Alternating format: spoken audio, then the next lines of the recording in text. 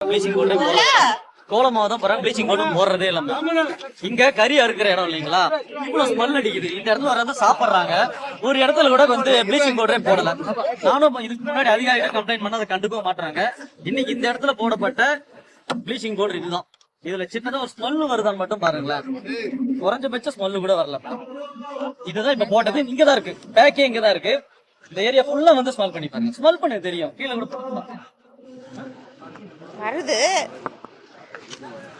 உங்களுக்கு போட்டுட்டு பவுடரே கிடையாது மேடம்.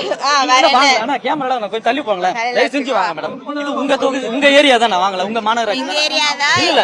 இந்த ஏரியால வந்து பாருங்களேன். இல்ல இல்ல வேண்டாம் வேண்டாம் மேடம், நீங்க வந்து பாத்தீங்கன்னா நல்லா நீங்க மீடியா பைட் எடுக்கிறீங்களா பேசுறீங்களா?